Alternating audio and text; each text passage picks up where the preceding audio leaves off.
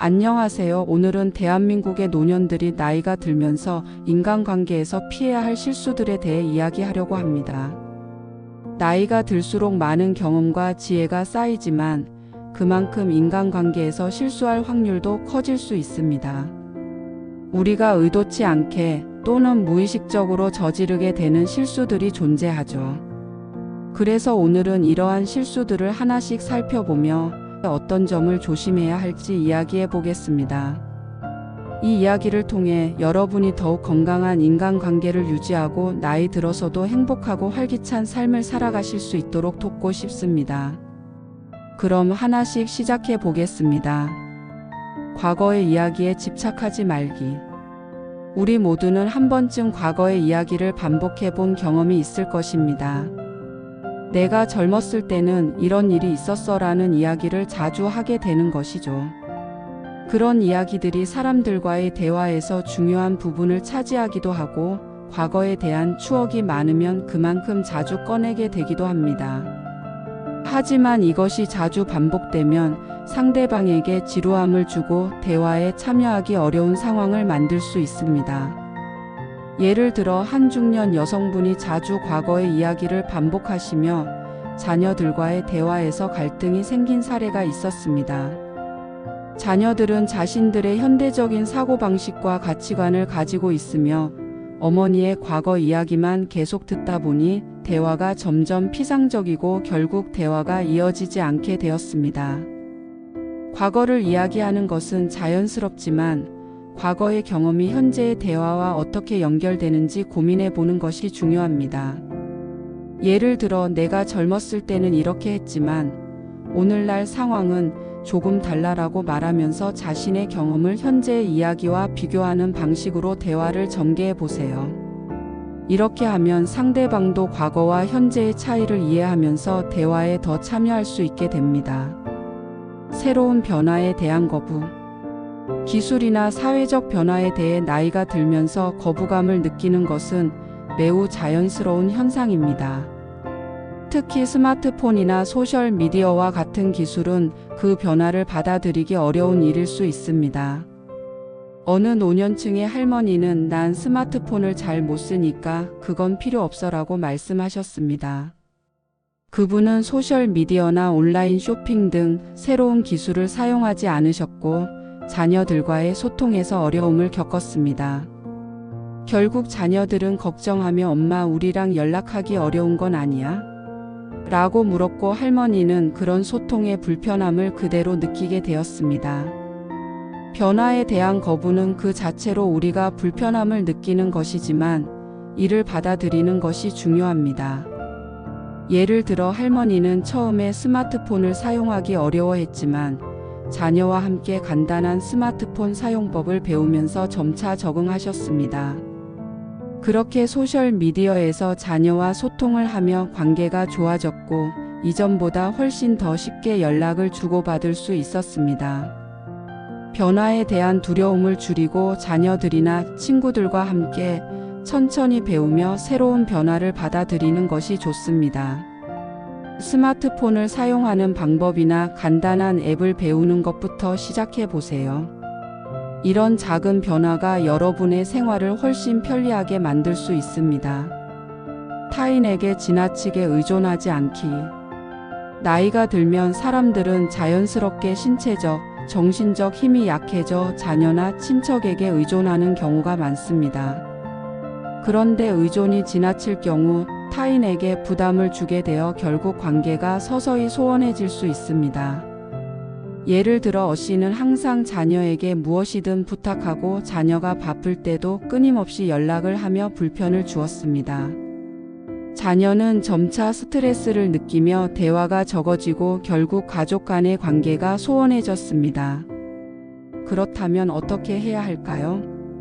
의존보다는 자신을 돌보는 방식으로 관계를 관리하는 것이 필요합니다. 예를 들어 자녀에게 너무 많은 부담을 주지 않으려면 스스로 할 수 있는 부분을 늘려가는 것이 중요합니다. 조금씩 자기 일을 스스로 해결하고 신체적인 문제를 예방하기 위해 운동이나 건강 관리를 더 열심히 할 필요가 있습니다. 자신만의 취미나 친구 관계를 유지하는 것이 중요합니다.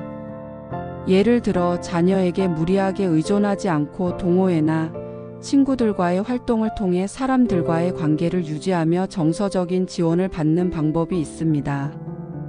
또한 정기적인 건강 체크나 운동을 통해 몸과 마음을 건강하게 유지하려는 노력이 필요합니다. 내가 다 알아라는 태도. 나이가 들면서 경험이 쌓이다 보면 내가 다 알아라는 태도를 자연스럽게 가지게 될 수 있습니다. 이때 다른 사람의 의견을 듣기보다는 자기 방식만 고집하게 되는 경우가 많습니다.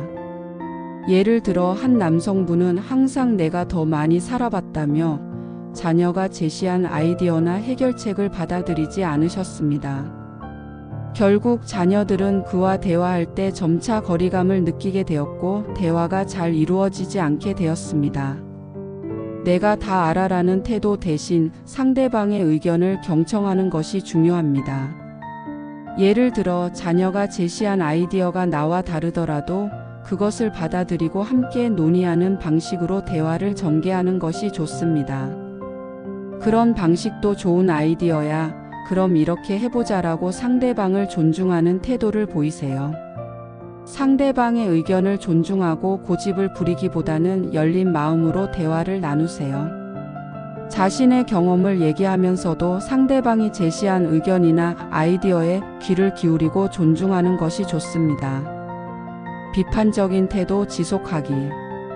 나이가 들수록 세상에 대한 비판적인 시각이 커질 수 있습니다.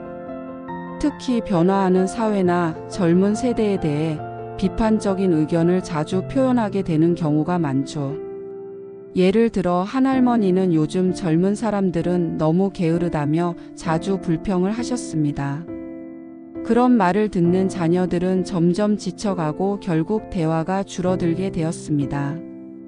이제 우리는 비판적인 태도를 줄여야 할 때입니다. 젊은 세대는 자신만의 방식으로 살아가고 있다는 사실을 인정하고 그들의 노력이나 선택을 존중하는 태도가 필요합니다.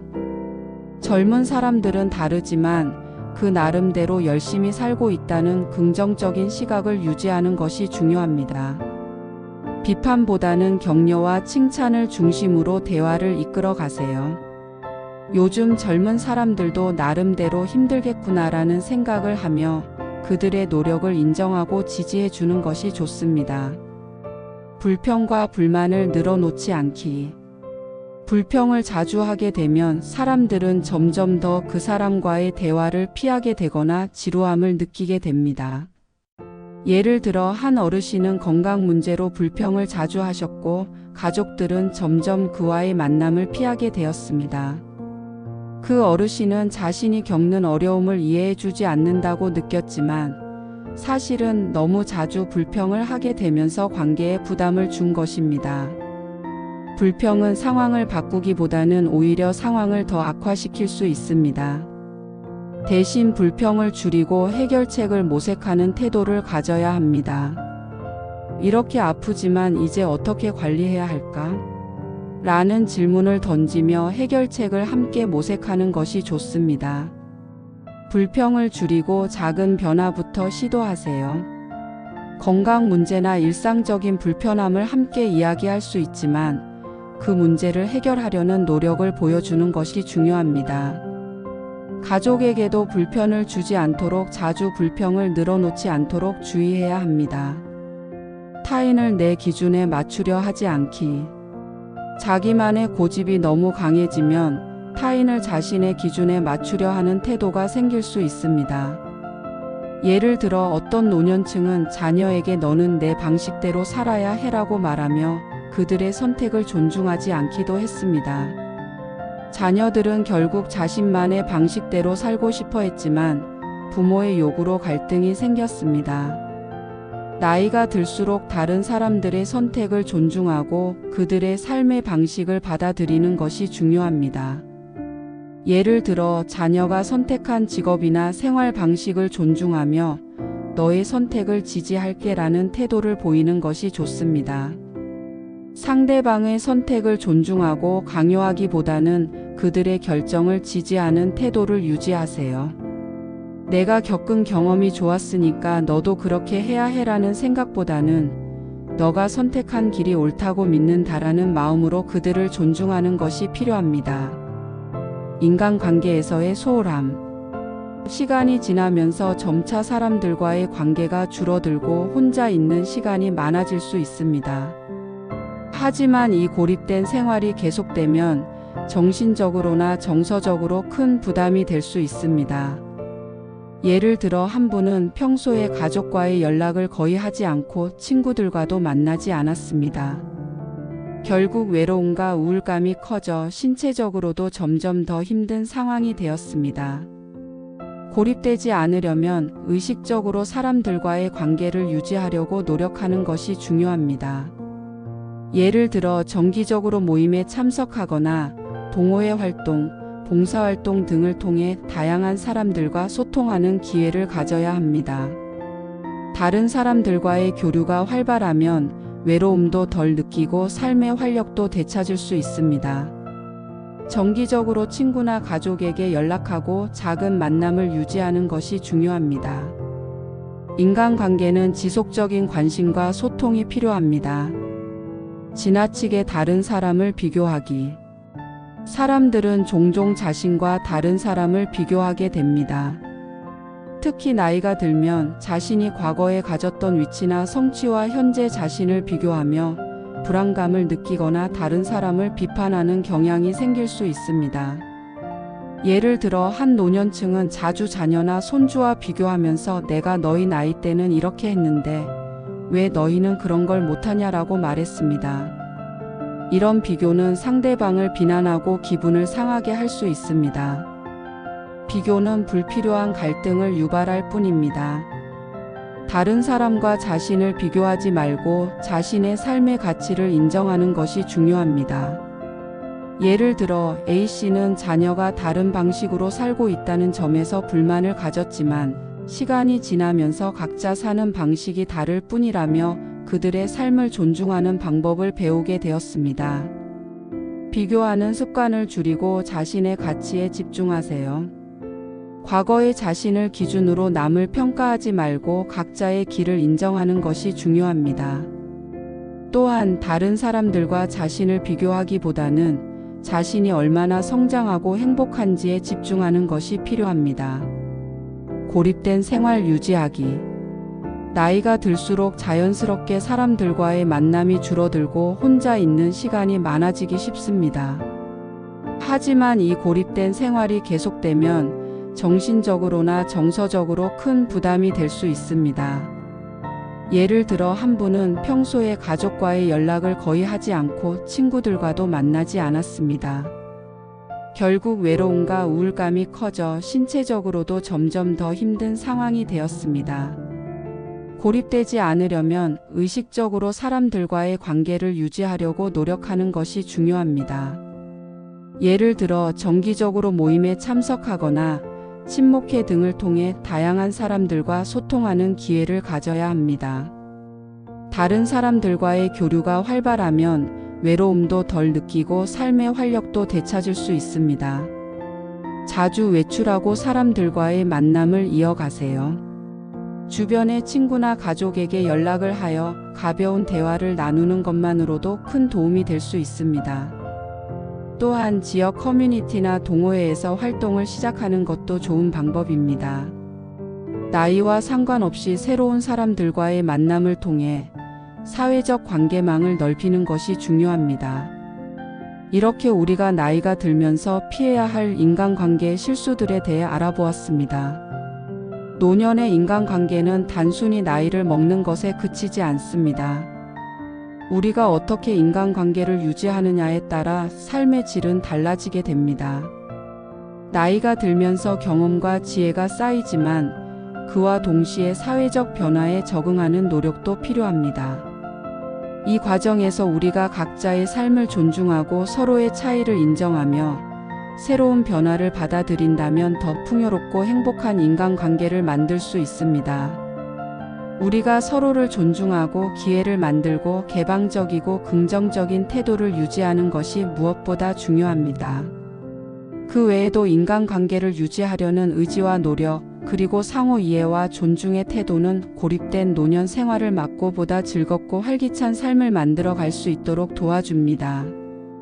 마지막으로 여러분께 드리고 싶은 말은 지금 이 순간부터라도 변화를 시작하자는 것입니다.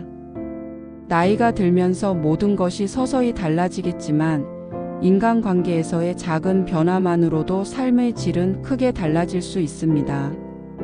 여러분이 생각하는 것보다 더 많은 기회와 가능성이 우리 앞에 있습니다. 그 가능성을 놓치지 말고 적극적으로 즐기며 살아가시길 바랍니다. 이 내용이 여러분에게 조금이라도 도움이 되었으면 좋겠고 앞으로도 건강하고 행복한 인간관계를 만들어 가시길 바랍니다.